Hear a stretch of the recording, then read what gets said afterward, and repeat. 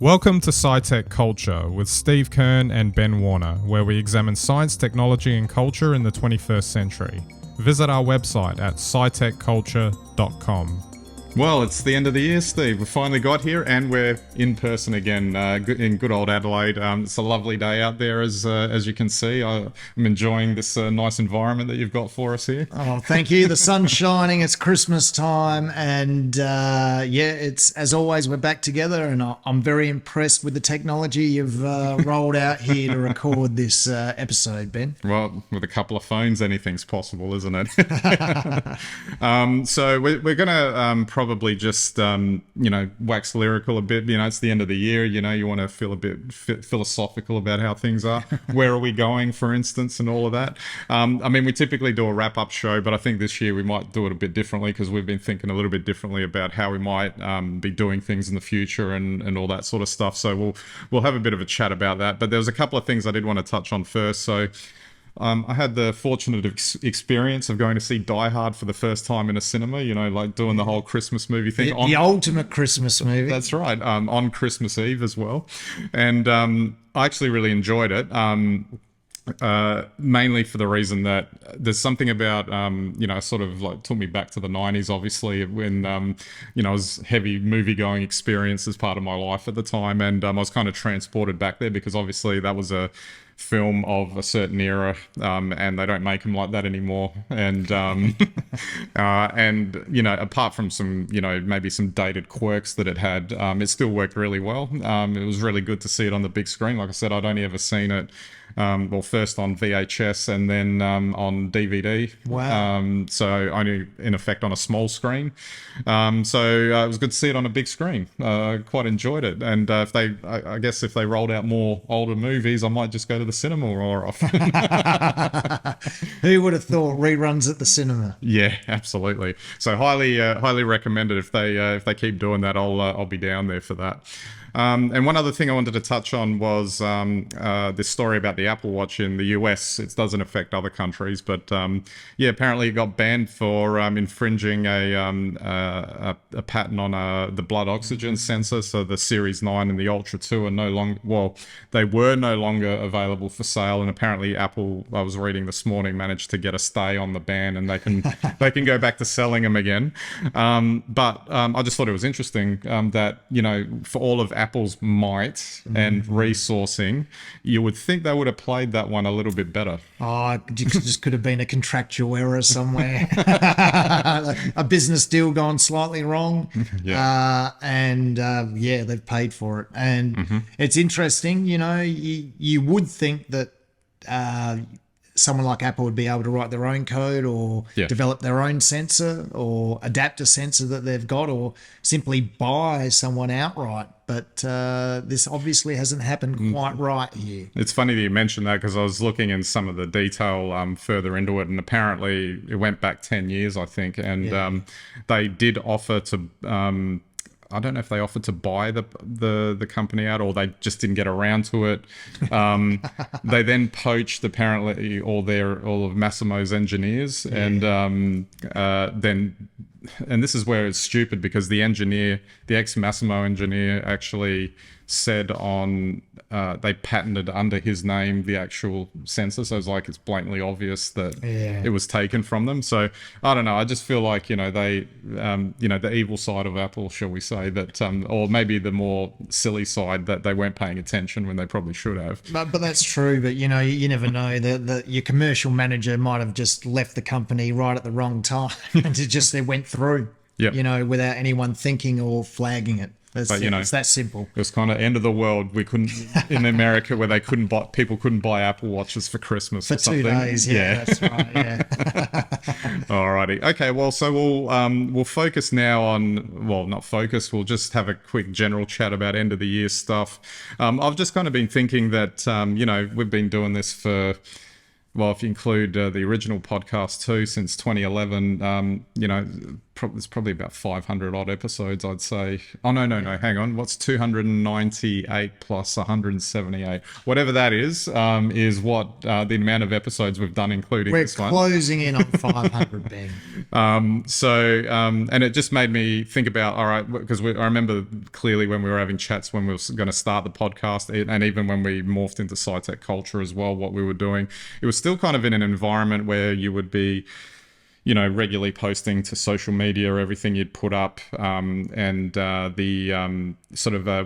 on a 15-minute sort of episode, rough guide. I've got a timer here still, like sort of showing me how long we've been going for, so we don't overstay our welcome and all that.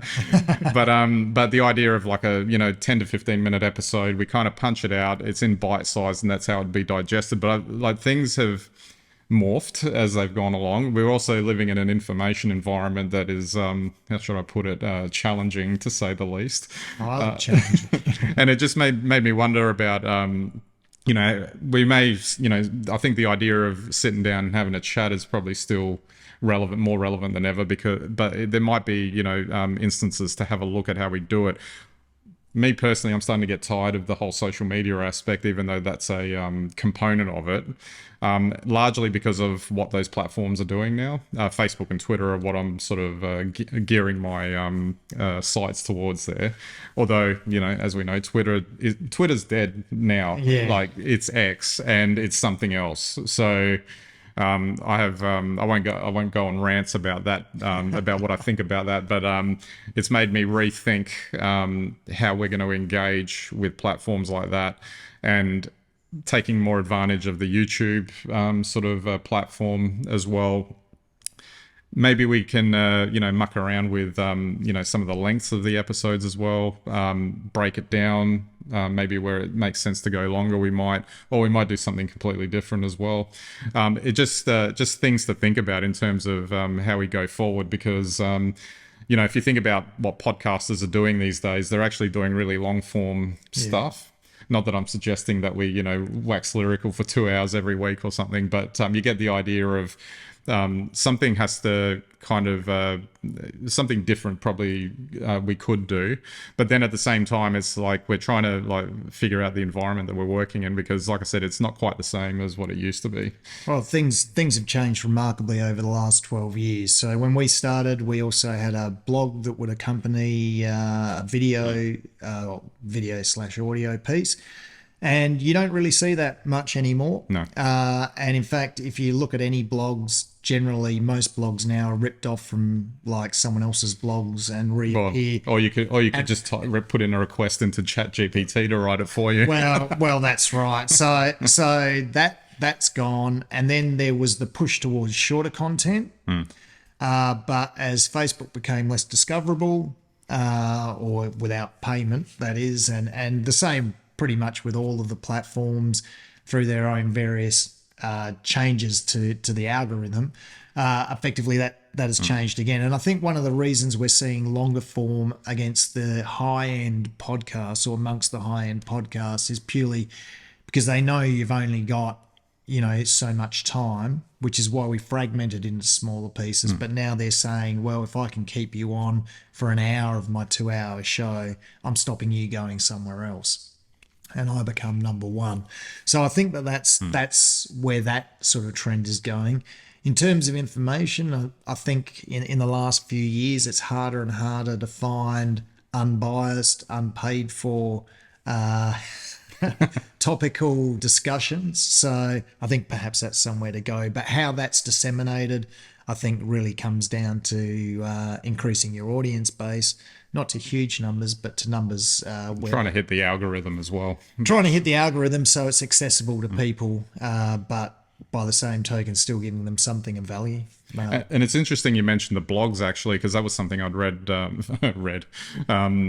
another forum about how people just don't ingest the content that way anymore. So it was like there was a period in the I think it was the late 90s, 2000s, etc., where the bloggers really took off, and then you're now starting to see it all tail off, and it's largely because maybe it's victim of its own success or something. But we've got these like devices filming us now. It is super easy to create, technically high quality content. So you would just skip over just typing something out and writing it, and so for people to read, because you can just sit in front of a camera and talk to it, and that becomes the new blog. Well, that's right. And let's face it, that most people are consuming their online content now in audio format, and that's everything from books to radio podcasts or music, right through to, any podcast content. And the reason is you can sit at work with your pods in your ears. It's discreet,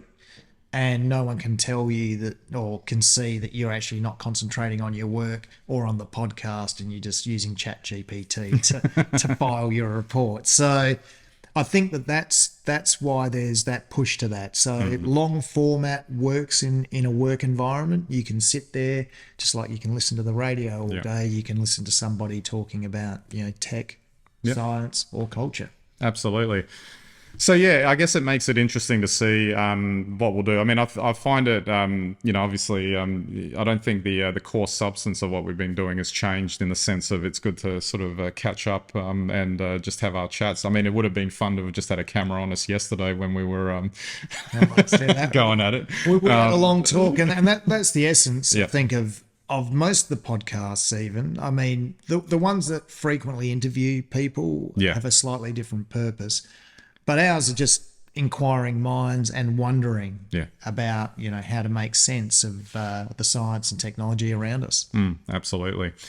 So it's an interesting time, and I kind of think forward, maybe 5-10 years out, how all of this is gonna go. I mean, we were joking before, you're looking through some headlines about potential future tech and all this sort of thing, or trends or whatever, and it just reminded me again that whenever this happens in the past, how it either doesn't happen, or if it does happen, it morphs into a form that you probably weren't really imagining, or what they were imagining. I used the example of the old series Star Trek, flip communicator, which turned into the flip phone, which then went away when smartphones came out, and now it's slightly come back in the form of like Samsung's Flip 3 and all of that. So it's obviously not the same thing that it comes out to. Video calling is probably more prevalent now, but probably not in the way that you would think it was presented in science fiction, etc. before. And now we're venturing into an era where we've got things like headsets potentially coming out, and I'm personally still dubious about how that's going to actually become a thing, at least until they're like these. Yeah. Because, even with, all the fanfare that Apple had with its Vision Pro, and it's like massive ski goggles on your head, the reality is that that's probably not going to be comfortable for long sitting periods, regardless of how good they make it. Yeah, I tend to agree with you. I think from my perspective, the big shift in technology in the last decade has been that, to be honest, nobody's trying to sell you a good that's actually going to make your life better. They're trying to sell you a subscription. Yeah. So their investors can get a return on investment. Now, I'm not saying that's a bad thing. I think that's a good thing. But, nobody seems to be inventing something that will really help people. Well, that's probably not fair, because in the health and medical, there are certainly technologies and there are technologies that are coming out at a very high level, or applications of advanced technologies where that's not true. But by and large, the push is to sell more goods and services. So something you could have done before, is now automated. Doesn't make it better, and that's the ChatGPT model. You're probably writing rubbish before anyway, and now ChatGPT can write something just as bad. And it sounds like everyone else's. And it sounds like everyone else's, so it must be right. Yeah. So, and I think that we're seeing that across the board. That a lot of the apps, there are some very powerful tools out there, particularly in the accounting field now. For basically businesses, but the reality is that at the end of the day, these aren't produced to create a more productive society. They're produced to create a subscription. Oh, that that just makes you feel awesome as far as I'm not saying that's a bad thing, but when it's the only driver, Yeah. It And how many of these things are you going to have? You know, like there's something, even though this could almost be a topic on itself, subscriptions, but it's like there's something, I don't know, psychologically where you used to buy and own was still in quotation marks, but you still had the perception that you own something, which is different to subscribing, because if you've got 100 subscriptions and like you're having to manage all of that, and it's like an extra level, it just becomes tiresome. But I guess you can extend this. If you look, in the olden days, we used to own stuff till it broke, and then we used to buy something new. But that's not the case with TVs anymore. It's not the case with phones anymore. It's not even the case with fridges anymore. And it's starting to become the case where it's not that with cars anymore. I mean, we're moving into a new era of cars where you could buy one on Amazon, and potentially, I don't know what people will be thinking in 2030, but maybe you just leave it by the side of the road and go and get another one because it's out of contract. It's no longer mine. It can go to the cube crushing section. Well, maybe it should drive itself there. That's right. That's right. Alrighty. Well, okay. Well, on that note, we might wrap it up. It's been an interesting year. No doubt next year is going to be even more interesting from many perspectives. Particularly science, technology, and culture. It just doesn't slow down. It's only getting more relevant as it goes along because of just everything that seems to be going on in the world these days. So it should be an interesting 2024, but it's been a good year as well this year for our coverage, I think. It certainly has, and no doubt there'll be some new trends in the new year that will take us into the future. Absolutely. So that's it. That's it for us for 2023. You can check us out on all the usual spots, and we'll look forward to next year. But in the meantime, have a good break and a good New Year's.